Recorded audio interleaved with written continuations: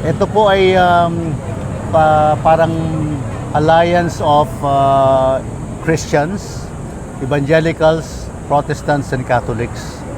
And we are doing what we call a Jericho Walk. Ang paliliwanag ni Dr. Melba yung bakit Jericho Walk? What happened in Jericho thousands of years ago? Ito pong Jericho is a throwback doon sa panahon na ang Diyos ay nagbigay ng instruction doon sa mga Israelita, sila Joshua, na paligiran nila yung city of Jericho. Akala nila masyadong mahirap mabuwag dahil very thick yung mga walls, no? So binigyan sila ng ritual na instruction na paligiran nila yung Jericho with a walk. So they walk 7 times nung last day, yung 7th day. And merong mga shofar, merong mga ganon. And the walls came tumbling down. So ito ay gusto namin magunitan natin na kahit tayo ay mga maliliit na tao, tayo ay mukhang walang kapangyarihan, mukhang hopeless ang ating mga institution. Ang walls of injustice can come tumbling down kung ang mga bawat isa sa atin ay magtitipon-tipon. Kaya kami po kahit mga Katoliko, Protestante, Evangelical, magkakasama. Dahil sobra na tama na ang kasamahan. So we felt na importante magsalita na ang simbahan. No? Kung meron mang tao na dapat tumindig para sa katarungan, para sa katotohanan, ito po ay dapat yung mga taong simbahan. At hindi naman kailangan na pari tayong lahat o clergy lahat tayong lahat. Ito pong aming institute ay mga professionals karamihan. Pero kami po ay mga believers. Naniniwala po kami na ang Diyos ay sovereign at merong control sa lahat ng bagay.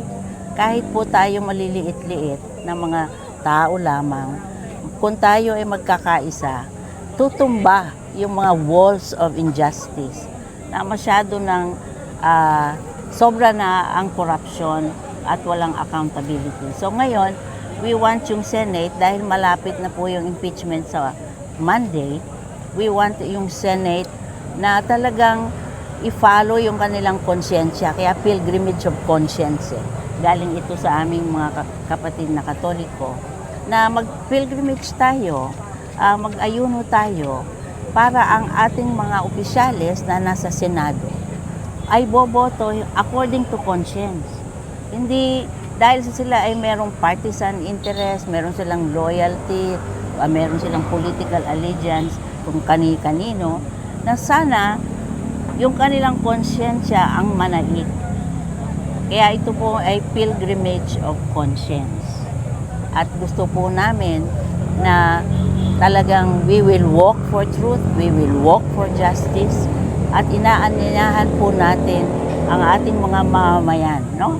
Na makisama to walk for truth and walk for justice. Kaya po yun ang ibig sabihin ng Jericho Walk. Dagdag lang po, kaya po ako nakasako. Kasi nung nakaraang taon, nung si Chis Escudero ay hindi naintindihan yung forthwith, no? At kami po ay nagsako na. Sabi ko, ano nangyari doon sa matalinong taga-UP na nag-English naman, aral ng English, naging abogado, hindi maintindihan yung forthwith. Kaya nilaunch namin yung dasal at ayuno, sako at sakripisyo. Kasi yung sako, nung panahon ng lumang tipan, si Jonah, propeta Jonah, nung sinabihan siya ni Yahweh ng Panginoong Diyos na puntahan mo ang hari ng Ninive at sabihin sa kanya magbago siya, natakot na duwag, tumakbo. Sa kanyang paglayo sa panawagan ng Diyos, sumakay sa bangkang malaki, inabot ng bagyo at lulubog na yung bangka at nakiusap yung kapitan ng bangka, baka pwedeng merong mag-volunteer, isakripisyo sarili niya para hindi tayo lumubog. Sinakripisyo ni Jonah sarili niya kasi punong-puno na siya ng guilt dahil tumakbo siya eh. Nung pagtalo niya sa bangka, siya nilunok ng isang isda at 3 araw, 3 gabi, nasa loob siya ng tiyan ng isda at sinuka siya on the third day sa sa pampang ng Ninive. At doon siya natauhan, nangaral, walang takot, pinunta ng hari, at ang hari nakinig sa kanya. Sabi ng hari, pinag-uutos ko sa inyong lahat na magsako, budburan niyo ang sarili niyo ng abo, at pati mga hayop huwag kumain, mag-ayuno, magbalik loob tayo sa Diyos. Yun po ang simbol ng sako. Kaya nananawagan kami sa mga senador ng dalawang kampo, yung mayoriya at minoriya. Huwag kayo pong padala sa sulsol at pressure ng tao. Ang Panginoong Diyos po pakinggan nyo. Kaya ako natutuwa na si Senator Chis Escudero ay naintindihan na yung forthwith. Siya'y sumama na sa kabila. Naging bahagi na ng mayoriya. Kaya may konsyensya eh. Bakit si Joel Villanueva ay pumunta na rin sa kabila? Yung by pressure o konsyensya? Siguro both. Di ba? Political survival, nakikita nila etong mayoriya ay pinaglalaban ay totoo. Doon na ako sa totoo at doon na ako sa tama. Kaya pero hindi pa nangyayari yan sa maraming Pilipino. Marami pa ring hati-hati tayo, kaya merong nagsasabi etong impeachment politically motivated.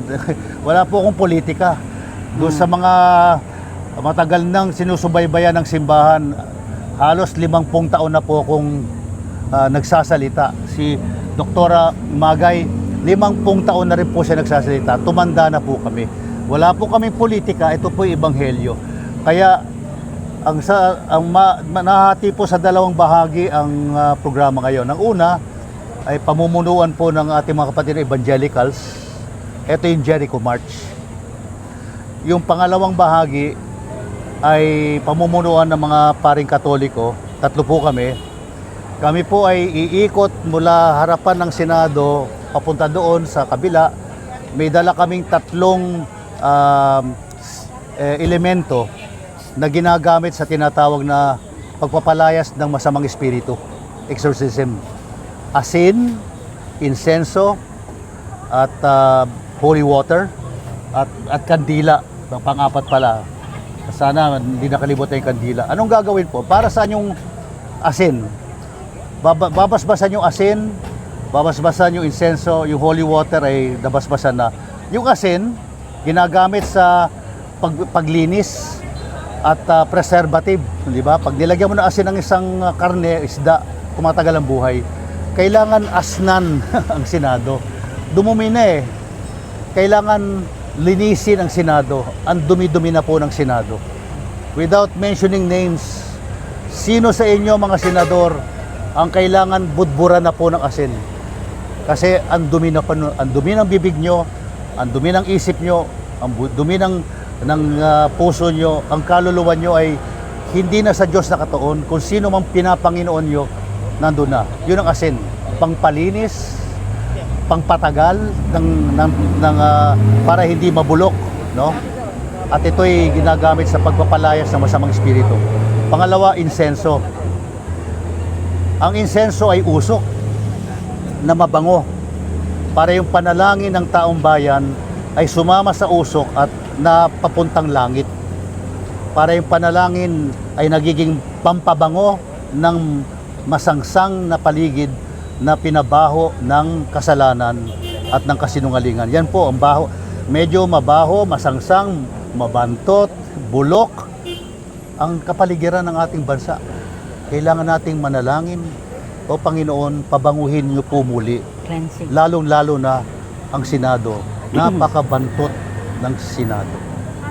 Gusto natin pong bumalik yung dangal niya. At panghuli, holy water, ang tubig, alam natin, nagbibigay buhay, pinangpapaligo, pinanglilinis, buhay ang tubig. Babasbasan natin ang holy water para mabuhay muli, luminis muli, at maging bumalik sa binyag. Nung bininyagan tayo lahat, tayo po'y naging anak ng Diyos sa panalangin ng pare, ng pastor. Binibinyagan kita sa ngalan ng Ama, ng Anak, ng Espiritu Santo. Kaya yun po yung pangalawang bahagi. Pero yung unang bahagi ay pamumunuan tayo nila Dr. Mel Magay. Bakit po kayo naniniwala na dapat kong ma-impeach si VP Sara? Eh kasi po, guilty naman talaga. Ang dami po niyang ginawa. Mayor pa siya ng Davao, marami na po siyang ginawa. Kaibigan ko po yung yumao ng Father Pix Picardal. Minonitor niya ang mga ginawang katiwalian at karahasan ng mga Duterte sa Davao. Sangkot si Sara Duterte sa Davao Death Squad. Pumapatay po rin siya. Kinatangkilik niya yung pagpatay ng kanyang ama. Gusto niyo maging presidente ang isang anak ng mamamatay tao na siya rin mismo ay pumapatay. Well, kaya nakakatakot po yung ganun. At tapos, yung money trail, yung perang kinulimbat, yung 7 to 8 billion pesos na labas-pasok sa bank accounts ni Mars Carpio sa ni Sara Duterte, hindi invento ng AMLAC yun. Nadiskubre na may ganong klaseng salapi na labas-pasok sa kanilang bank account. Yung 621 million na confidential funds na ginamit kung saan-saan at na niresibuhan sa mga taong fictitious ang pangalan. Ano yun? May nangyayaring anomalya. Yung pera ng taong bayan ay hindi po napupunta sa pinaglalaanan nito, kundi napupunta sa bulsa ng kung sino-sino. Kaya hindi po, kapag yan ganyang uri ng public official, ang iluluklok nyo sa Malacanang, kasi yun po yung nangyari sa rally ng Iglesia ni Cristo. Panay banta. Kayong lahat ng nilalabanan, si Marcoleta, si Sara Duterte, mag-ingat kayo. Pag nakaupo na si Sara, lagot kayo lahat. Hindi po nakukuha sa pananakot ang paglilingkod. Dapat po wala tayong tinatakot. No harassment, no pressure. Ang presidente ay isang ama o ina ng bayan at yung kanyang ama na si Duterte ay napakasamang ama. Ang daming pinapatay na anak niya. Walang galang sa reliyon, binastos ang Diyos ng mga Katoliko. Ang tatlong pare ay sunod-sunod na namatay, si Paes, si Nilo at si Ventura. At kaming tatlong pare rin, Father Flavi, Father Bert, ako, panay death threats ang inabot namin ng panahon ni Duterte. Nakakatakot ng panahon ni Duterte, yung tatay. Sige, gawin yung presidente yung anak. Babalik ang reign of terror sa ating bansa. Pagod na tayo sa pananakot. Yung ginawa ng Iglesia ni Cristo, pananakot rin po. Nagbanta sila, sa loob ng 5 araw, babagsak ang Malacanang. At pag bumagsak ang Malacanang, sino ang iuupo? Si Sara. Lahat pananakot. You do not run a country by threatening people with their lives. Cannot. Ang namumuno, nagmamahal. Bumubuo, pinag-iisa. Nililiwanag, pinalalabas ang katotohanan, hindi pinalalabo. Panay pagkakalat ng burak para hindi na natin malaman ano ba ang totoo. Yun po, the cleansing of exorcism, yung salitang exorcism, hindi po to yung panay demonyo lang, hindi, para linisin. Yung house blessing, kayo nagpa-bless na ng bahay, exorcism po yun. May asin, may insenso, may holy water, para umalis ang masamang spirito, may kandila. May masamang spirito dito, may masamang spirito sa Malacanang, sa Supreme Court, maski saan. Dito ngayon, andito ang demonyo, pinakikinggan ako. Binabantayan ng media. Kasi ang bagong instrumento ng masamang spirito ay media. Social media, mga mikropono, mga kamera, nagagamit po riyan. Pero kaya kaya mamaya pati po kayo, pasensya na po kayo, bubudburan ko rin kayo ng asin. Pausukan ko po rin kayo ng insenso. At bibisikan ko rin po kayo ng holy water because we all need cleansing. No? Father, ilan yung dadalo ngayon sa activity? At sa Lunes, nandito ba kayo? Nandito, oo. Ay, salamat, may dumating isang madre. Ayun. Sister, isa lang yata madre. Halika dito. Meron pa? Meron pang madre, yes. Hindi sa Lunes dadalo po marami sa amin nandito rin. Father, speaking of INC, since considering na isa sa mga pinakamalaking reliyon sa bansa, na-consider niyo po bang pag-usap sa kanila to form a coalition at least para makapag-usap po sa kanila? They already decided whom they are supporting. Kami, what we are doing is telling people, let the impeachment process begin and let it unravel para lumabas ang katotohanan. Sinasabi nila hindi dapat mag-impeachment dahil ito'y politically motivated. Hindi po. Kaya nga naudlot eh. Yes, ate. Ako sabi. Ako na po. Kaya po kami naririto, yung pong accusation na kami ay politically partisan, no? Ito po ay para sa aming mga kapatid ng mga ebangheliko at sana dun din sa mga kapatid namin sa INC na tunay na nananampalataya sa Diyos.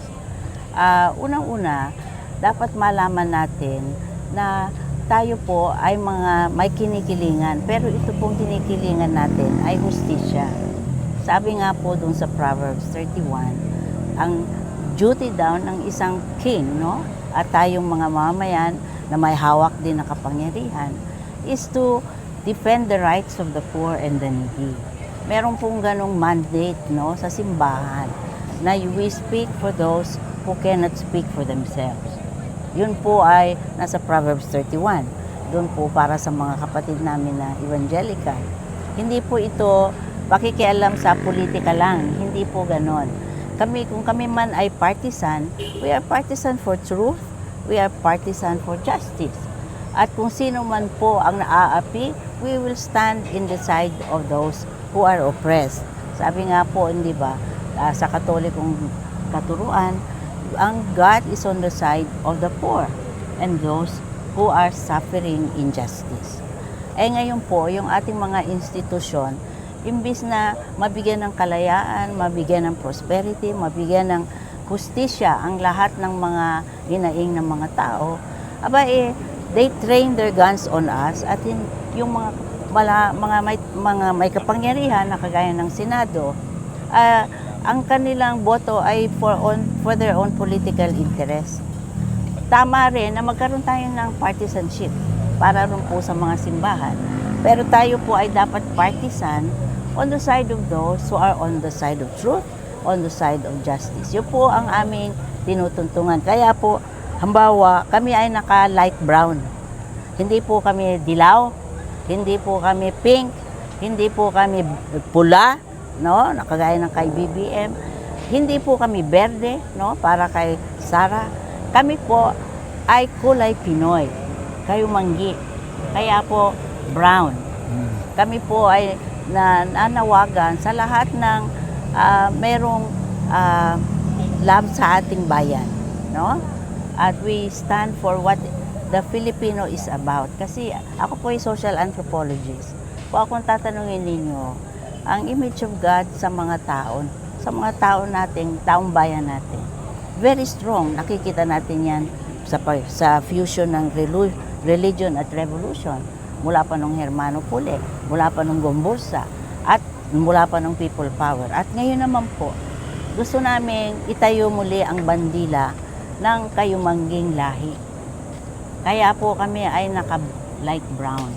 Wala po kaming political color na mga political loyalties lang ng mga kung sino-sino.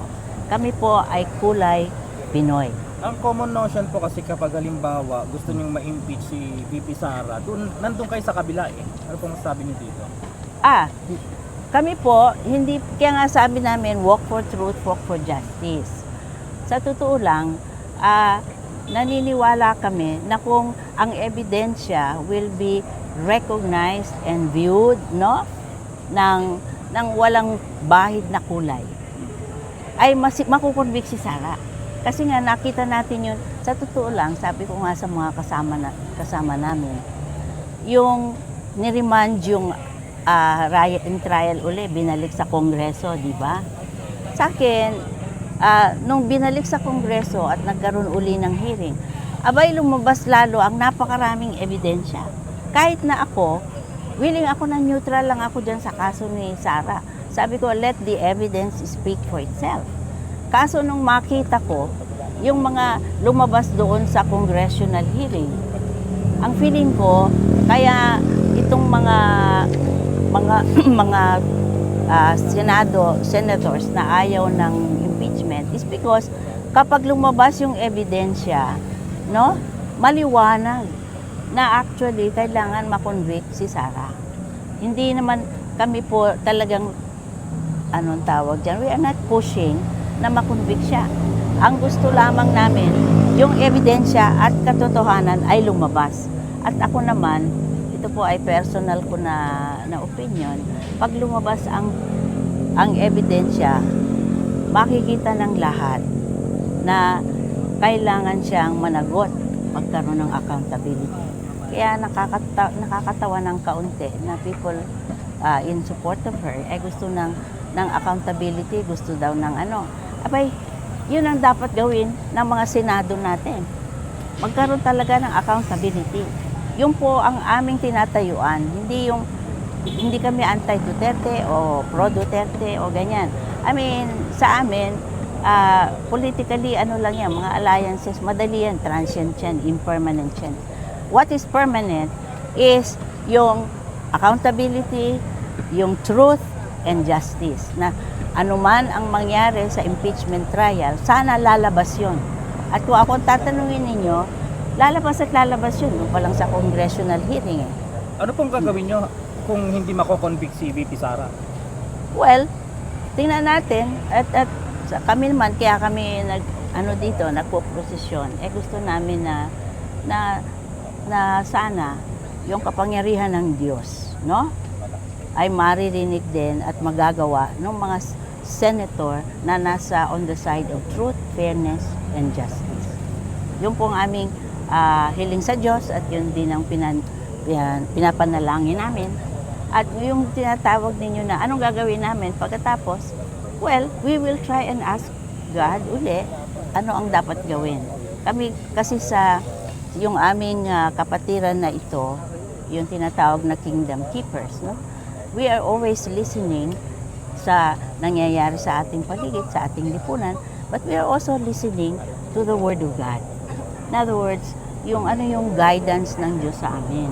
Kaya if you will see, ang aming feeling dito para maihatid sa Senado yung aming gusto na magkaroon ng truth and justice. Kami po ay mananalangin, no? Kami ay hihingi ng awa ng Diyos na sana maawa na sa Pilipinas, sa ating taong bayan. Kaya nga tayo po ay kailangan na kung ako pong hindi po kami mga anti-Duterte lang.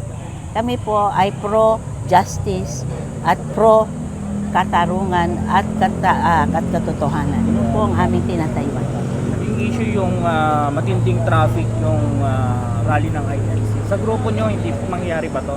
Hindi po. Kaya nga po kami, we will be quiet and silent, parang prosesyon, na wala kaming sigawan dito. Wala kaming mga tao na kung anong sasabihin sa kanila. Hindi po. Wala kaming gagawin na ganun. And you can see it, ha? I hope you will cover this, no? Na this is a different kind of rally. This is a different kind of expressing popular sentiment sa isang makasaysayang event sa ating lipunan. At gusto po namin na kami ay very distinct dahil kami ay mga taong simbahan eh. So, hindi po kami yung usual na magsisigaw o usual na magbaburn ng mga effigy o usual na, wala po kaming babanggitin ng mga tao na ayaw namin. No? Ang gusto lang namin is to ask ang Panginoon to intervene. Dahil sobra na at hindi na natin kaya bilang mga mamamayan na labanan itong mga institusyon na naging pugad na ng kasamaan. Sabi nga ni Father Robert. Ano sabi kayo doon? Malinaw po na wala po kaming sasabihin na walang alisan po. Hindi kami alis dito. Kami, ang sasabihin namin, magdadasal kami at mananawagan pa kami sa lahat, magdasal. At gusto ko na idagdag, nakakailang Jericho March na po ko. Yung isang Jericho March na hindi ko makalimutan ay nung impeachment ni Erap. Pagkatapos namin nag-Jericho March, nag-EDSA 2 at natanggal si Erap. Okay. Yun po ang nagagawa ng panalangin. hindi mo kailangan ang maraming tao. Ang tingin ko, yung si Joel saka si Cheese, may political pressure man sa kanila, yung konsyensya nila buhay eh. At sila Pia, sila Alan Peter, yung iba pa sila, maski na si Robin Hood, may konsyensya siya. At huwag niya sabihin Muslim siya, ibang konsyensya na Muslim, may konsyensya po. Lahat may konsyensya, Iglesia ni Cristo, Muslim, ang tao na naniniwala sa Diyos, kinakausap ng Diyos ang taong yon sa pamamagitan ng kanyang konsyensya. Kaya ang isang pangalan po ng gagawin namin, Pilgrimage of Conscience. Kaya kami po ay kailangan na maglakad. Father, last Yes. na, ano po position nyo sa kaso ni Senator Rodante Magdalena? Ay dapat makulong talaga siya. Bakit pinapaboran? Bakit kailangan mag-rally para protektahan siya? Kung accountability hinigi ng Iglesia ni Cristo, make Marcoleta face the court, explain himself, and let his lawyers, di ba, argue for him at kung mapapatunayan na inosente siya, hindi siya guilty sa plunder, then set him free. But if guilty, put him behind bars. At dami, sunod-sunod na po yan eh. Pati si Joel dapat managot, si Cheese dapat managot, lahat po yan. At the Senate does not give them immunity. Dapat political office should not give anybody immunity. Yun po ang napakahalagang mensahe ngayon. At maski na anong taas mo, eventually, even Bongbong, if he is answerable, he should answer. Diba? Kaya, hindi naman pwedeng sabay-sabay gugulo masyado. Pero, symbolically, if Marcoleta goes behind bars, maghintay ang ibang mga senador, kung kayo ay guilty, you should also go behind bars.